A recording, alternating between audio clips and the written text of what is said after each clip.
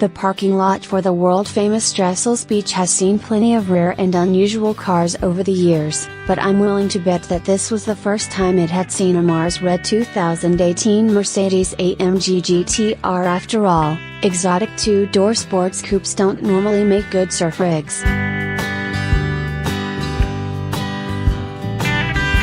But the AMG GT R is no coupe, it's a liftback.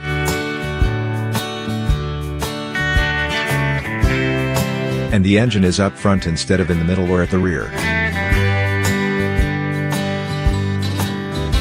Thus, instead of having to rig my board up on the roof like I'd have to with, say, an Audi R8 or Porsche 911, I simply threw it in the back, resting it on the GTR's $1,600 carbon fiber crossbar.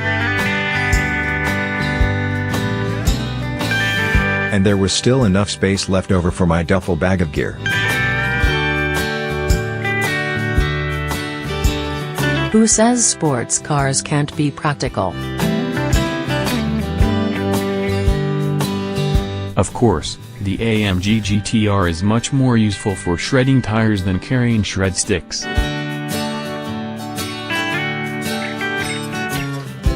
A 4.0-liter twin-turbo V8 good for 577 horsepower and 516 pounds-to-foot of torque will do that.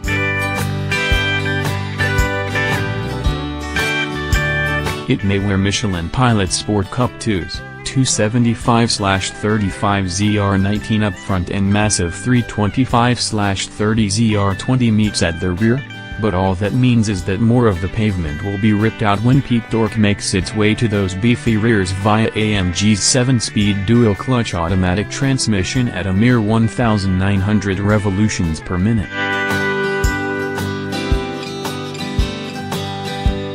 Be sure to switch off the stop/start, though it's probably best to leave the stability and traction control on around town. Hit the loud button on the center console, too. The titanium exhaust sounds much better that way. In standard mode, the note is a bit tinny.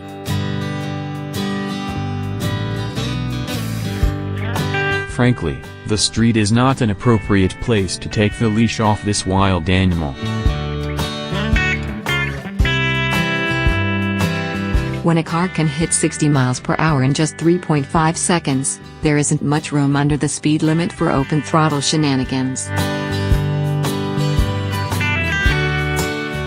You'll never be able to stress the chassis, anyway. The Michelins alone guarantee that, but there's insurance in the form of the GTR's adaptive suspension, rear-wheel steering, and $8,950 carbon ceramic brakes.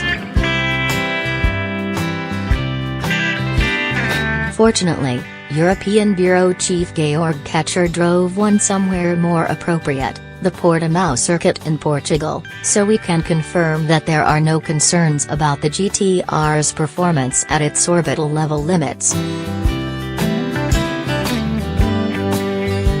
In fact, there's little GT to the GTR. The stiff suspension and sport buckets make for a rough and bumpy ride, while the sticky Michelins considerably increase the noise factor. Worse, that sweet carbon fiber wing you paid an extra $4,000 for makes the rear view mirror basically useless. You're probably better off parking yours at a place like the Thermal Club in Palm Springs and adding a regular GT to the stable at home. Then again, there's a certain pleasure in driving around town in something so overtly brash. Provided, of course, you're ready for the attention, like the 4 high school kids who followed me to a local grocery store in their Fiat 500X just to take pictures of the car. You'll definitely stand out from the army of 911s at the local Cars and Coffee, too. Besides, the ride isn't that stiff. The Nappa leather/dynamic faux suede interior is appropriately appointed, and the $1,300 Burmester audio easily drowns out the loud noises coming from outside. It even has Distronic Plus adaptive cruise control, provided you checked the box for the $2,250 option. You'll appreciate having it while on the freeway on your way out to the trek, though the scenic route should be taken as a warm-up for the senses whenever possible, especially if there's a tunnel.